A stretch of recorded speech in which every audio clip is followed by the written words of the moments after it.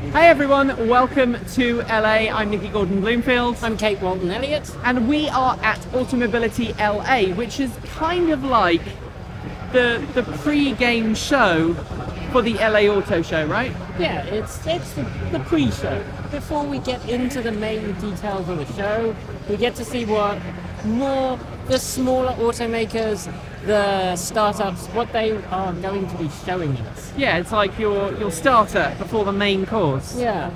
The main course tomorrow, of course, being all of the major OEMs and all of the cars that they may or may not be bringing to market. There'll be lots of concept cars, lots of grandiose statements, but today was about some of the smaller companies, with one exception, because we had Porsche do something later on in the day.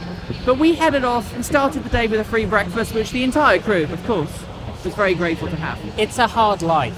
It's a hard knock life. And then we went to Faraday Future, which appears to have a future, Faraday Future.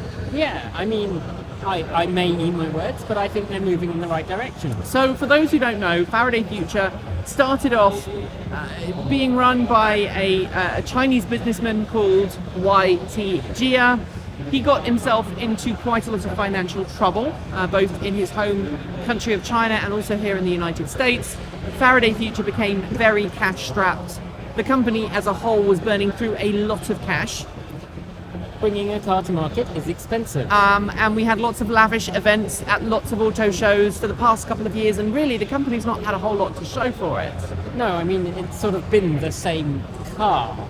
It's been the same car. It's been promising us, self-driving, fully connected lifestyle, super expensive price tag, and then suddenly they announced a change in CEO. Yes. And that new CEO was Karsten Breitfeld. Did I say it right? I believe so. Yep. And today Kate spoke to Karsten about that transition, because he originally came from... originally from BMW, where he kind of shepherded the i8 into existence. Yeah. And then to Byton, and now to Faraday Future. Yes, Kate, yes. Today I have been saying Byton a lot. Yes. Even around Faraday Future, which kind of embarrassing. Yeah, which is why the interview is with me and not with Nikki. Yes. Best that way round. Couldn't bring myself to that. But during the kind of the keynote, the presentation, we learned some interesting things about Faraday Future's future.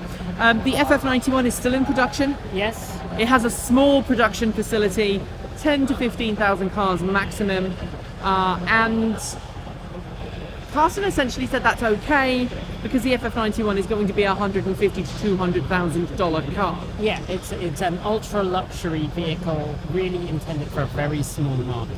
The vehicle on display today is essentially the same vehicle that's been going around all of the auto shows for the last couple of years. It's been improved. For the first time we got to see inside. Very luxurious. Yes, kind of reclined back seats. Kind of like the Chinese long wheelbase market.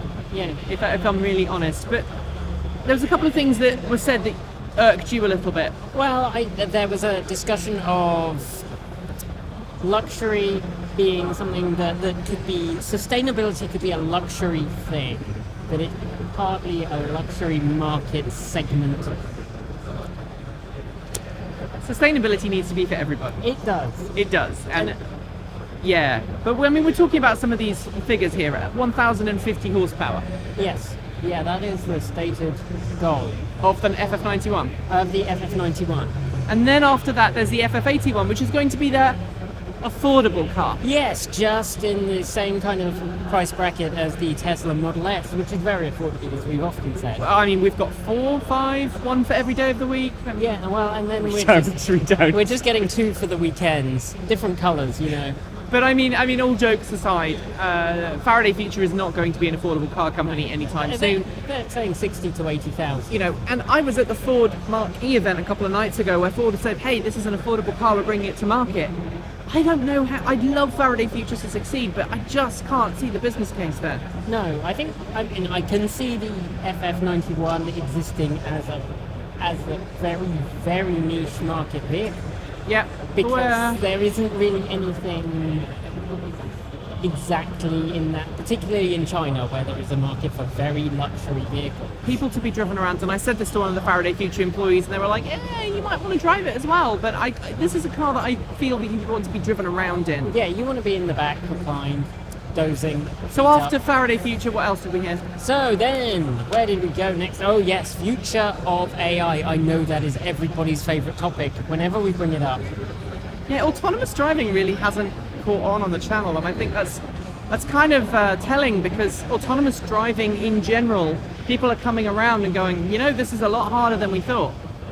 Daimler recently went, you know what, we're not going to focus on self-driving vehicles for city centres. We're going to focus on using that technology for large fleet operators on the freeway, large distance driving. Yeah, and actually that's something we've seen through a lot of the presentations today.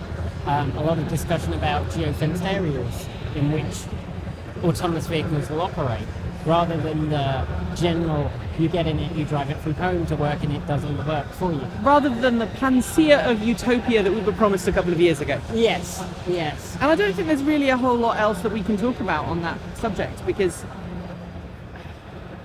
everyone has been promising us autonomous driving for so long. It's almost like it's becoming the hydrogen fuel cell joke, the same joke again. Self-driving cars are going to be here, but they're not fully here yet. Just in 5 to 10 years. And I know that, you know, you're watching this probably and going, yes, but Tesla's got this technology, and a lot of the challenges are that, you know, we're talking to some insiders in the industry earlier on who basically agree with us when we say Tesla doesn't really have any super huge secret sauce with its autonomous driving yet. No. It's still in that level 3, level 4 no man's land. They're not at level 5 or level 6 yet.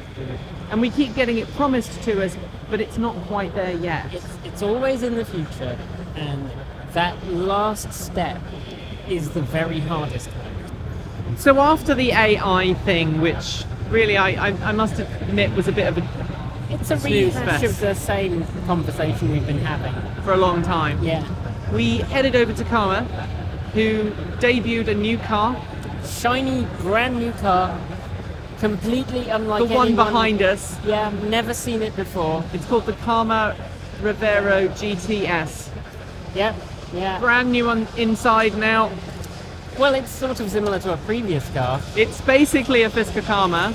Obviously the Fisker Karma doesn't exist anymore because the Fisker went bankrupt, so the Karma was purchased, rights to the Karma and the production was purchased by a Chinese company.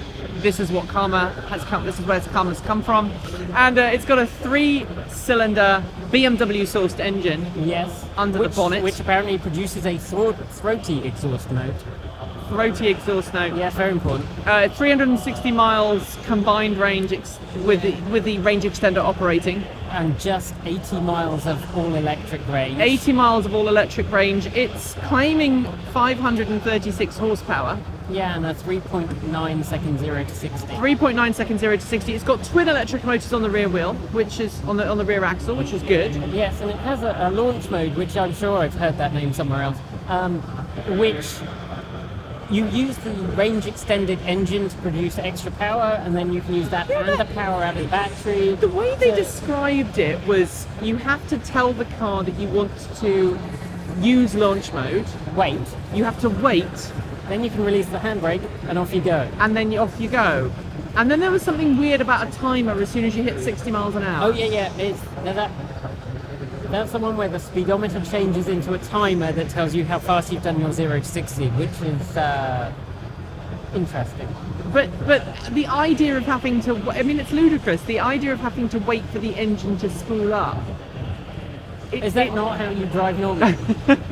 It reminds me, I don't want to be really critical here, but I'm going to be. It reminds me of the old days with the Prius, when you could keep your foot on the brake and run the engine to charge the battery a little bit. Yeah, yeah. That's the equivalent of doing a launch start in a Prius. You're going to turn the engine on. You're going to have to wait for the engine to spool up to screening status. Yeah. And then it releases, and then off you go. And then off you go, which is very useful for a traffic light Grand Prix, I suppose, where you have the time to wait. Yes. Excuse me, would you just mind waiting, Mr. Tesla Roadster? I'm just waiting. I just need to just get myself ready. Yeah. Limber up. Getting in the right mindset. And while we're waiting, I'll just be waiting for this engine to warm up. But yeah, over-the-air updates. Oh, but then there was another vehicle as well, the SC2. Oh yes. Which is again, I really don't want to be horrible, but you do.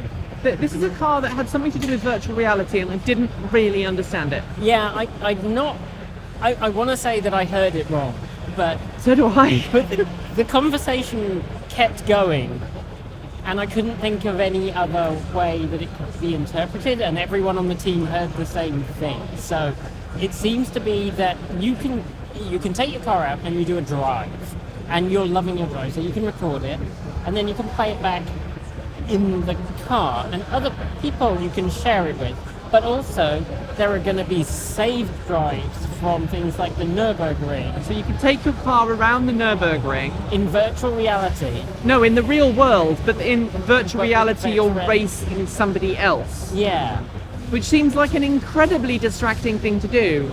And whatever happens to the old-fashioned stopwatch? You know, if you want to do a fast lap, You just do a fast lap. you just do a fast lap and time yourself. Yeah. So there we are. Yeah. Anyway, after that we did Porsche. We did. And Porsche had a little fireside chat, effectively, about its lineup of electric vehicles and what it's expecting to do in the future, and the Taycan and all of that. Yes. So what did you make of that? It was a very interesting conversation. One of the things that really struck me is that they are really trying to move towards electrification, but they obviously still love petrol engines and they want to keep them as long as possible. In fact, that was what he said. As long as possible is his quote. Which is a shame, because the Taycan is a stonkingly amazing car. Yeah. Porsche is bringing the Macan to market, an electric Macan, which is going to be sold alongside a completely different Macan, that is the petrol version. And then there was a strange quote about the last car Oh yeah, the last being car will be a sports will be a car, sports car. which is an interesting thought. Well, I would just say that I would suggest that there are lots of people around who would disagree with that statement. Yes, I would say so. Basically every science fiction dystopian writer in the future.